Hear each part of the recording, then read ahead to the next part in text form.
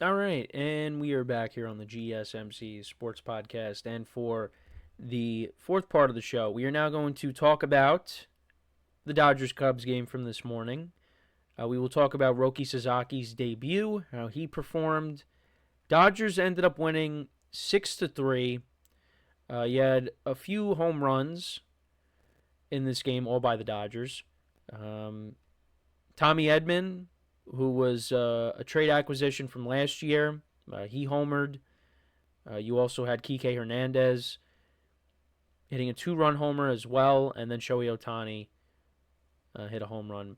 And all the runs were scored in the first 5 innings. So, actually, Kike Hernandez got things started off with a sacrifice fly. Actually, no. There was a wild pitch that led to Will Smith scoring, and then Kike Hernandez was able to drive in Max Muncy on a sac fly. Tommy Edman homered. Then Kike Hernandez hit a two-run homer in the top of the fourth, and then Ohtani hit a home run in the top of the fifth. Then as for the Cubs, Roki Sasaki walked in a run, walked Kyle Tucker. That scored John Birdie. That made it 3-1. Ian Happ had a single that scored Carson Kelly. That made it 5-2. And then, after the Ohtani home run, Dansby Swanson doubled. That made it 6-3, and that was the final score of the game. So Roki Sasaki. So only pitched 3 innings. Gave up 1 hit, 1 earned run. 5 walks, though, in the game. So, he did flash some brilliance, but also got himself into some trouble. Like I said, with the 5 walks, he ended up finishing with 56 pitches. They got him out of there. Dodgers have a deep bullpen. Bullpen did give up a couple of runs. Luis Garcia gave up a run, and then also Jack Dwyer gave up a run. But Landon Knack, 3 strikeouts, pitched 2 innings. Kirby Yates, his first game as a Dodger, 2 strikeouts, gave up a hit. And then to close out the game was Alex Vesia. So he came in, the left-handed pitcher. He came in, walked a guy, gave up a hit, struck out 1, but didn't give up any runs. And the Dodgers improve to 2-0 on the season. So now they go back to playing spring training games.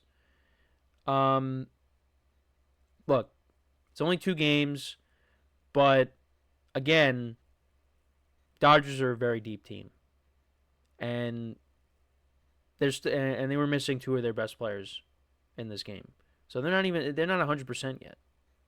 So now you get them back, and then we really get to see what this team can do. And then on the Cubs side, I think the player that had the best game was John Birdie. He had a stolen base in the game, had 3 hits. Probably their top performer. Kyle Tucker did record a hit in this game. Seiya Suzuki struck out 3 times. As for Justin Steele, rough outing for him. Only got through the 4th inning. Gave up 5 hits, 5 runs. All of them were earned. 1 walk. Did have 5 strikeouts, but did give up a couple of home runs. Cubs bullpen did do a nice job. Pearson was the only one that gave up a run. Nate Pearson had a couple of strikeouts, but did give up a run. But everybody else didn't give up any runs. Ryan Presley did walk 3 guys. Actually, the bullpen walked 6 guys, but again, didn't lead to any runs. So, yeah, I mean, if you're a Cubs fan, you're hoping for at least a split, but Dodgers sweep the series. And, next week, Dodgers actually will be going up against Tarek Skubal. So I'm actually really intrigued by that matchup. Very good pitcher against a very good lineup. How is that going to go? And the Tigers, I think, could be a decent team this year. And then as for the Cubs, they will be in Arizona next week. They will be taking on the Diamondbacks. But we do have most of the pitching matchups are finalized for next week. There's still some teams that have not listed a starter yet. The Guardians don't have one, at least looking on MLB.com. I don't know if it's different on other sites, but the Cubs and the Diamondbacks don't have starters listed. The Dodgers don't have a starter listed. But everybody else pretty much Matchups are finalized. So we'll get into all that next week. And obviously, like I said, we're going to, do predictions in some capacity next week on who I think is going to win, divisions, maybe World Series prediction. I don't know if World Series prediction is going to be tough on the American League side because I'll say right now I'm penciling in the Dodgers to go back to the World Series. I just think they're too deep of a team, and I just think they're going to find their way back in. Now, could they get knocked off? Sure.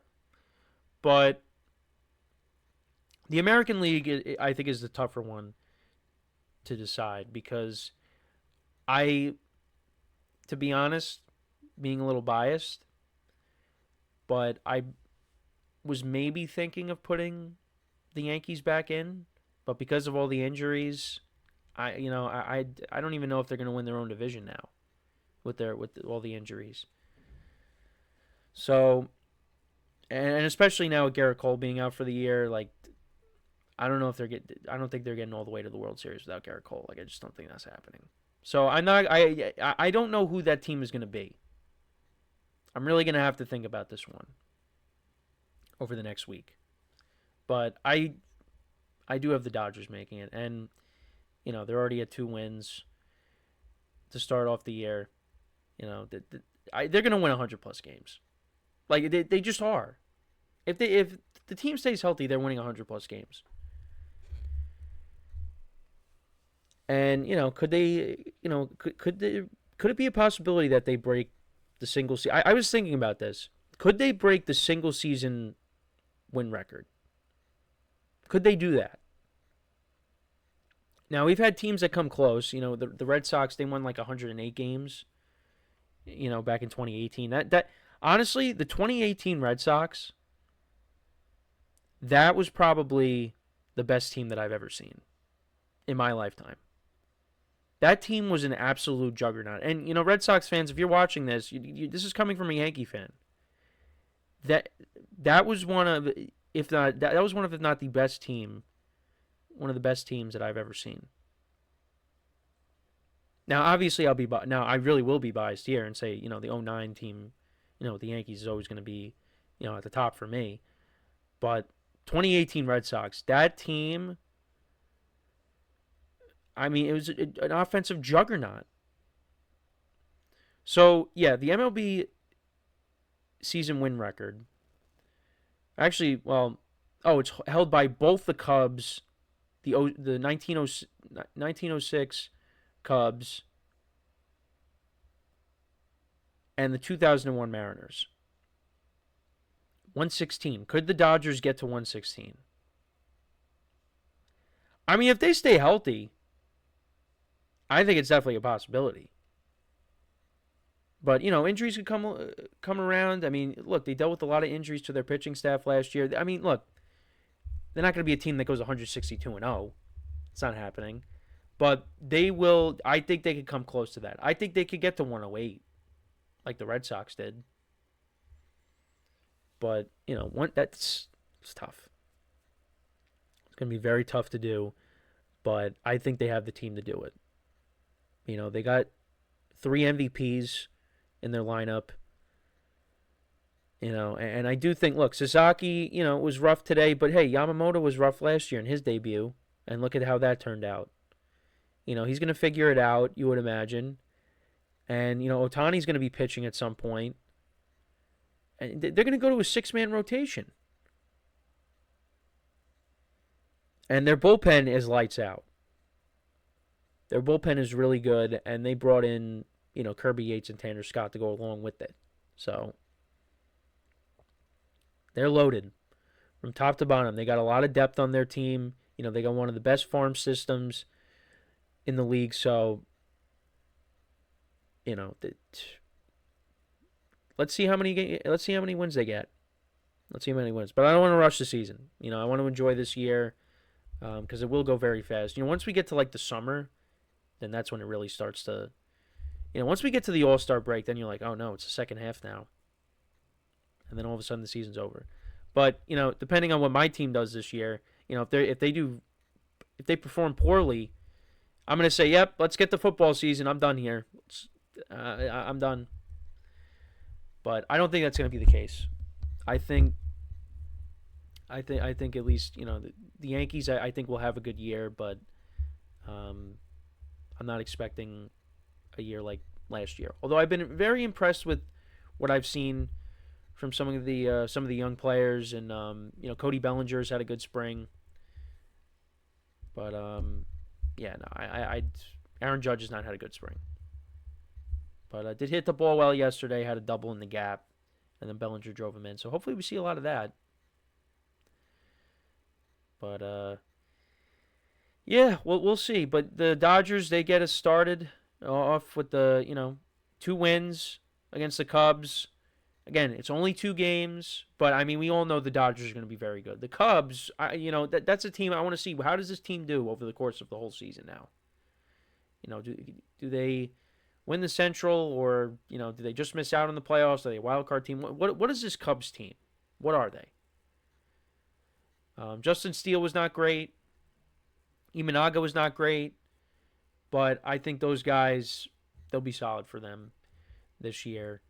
And Kyle Tucker, could he be someone that if the Cubs are out of it, at the trade deadline, could he be moved? But I don't know. The Central is not a great division, so the Cubs could find themselves in it. But yeah, it's only 2 games, but we know the Dodgers are very good. So, but next time they do something like this, can it be somewhere where I don't have to get up at 6 o'clock in the morning to watch? Could it be maybe in the afternoon? I know people are at work, but maybe I don't know. Nobody's gonna listen to me saying that anyways. So, but yeah, let me know what you guys think though. If you did watch this game, what did you think of Sasaki? What the Dodgers? Ohtani hitting a home run. What did you think of the Dodgers' performance? It's more of what's to come. We're gonna see a lot more of that this year. So, yeah, let me know what you guys think in the comments. So we're gonna take our final break of the show now. When we come back, this is probably gonna be one of my more highly anticipated season recaps, and that is talking about the Jets. So we'll get into that. We'll get into their season when we come back from our next break. So with that being said, stick around, and we'll be right back here on the GSMC Sports Podcast.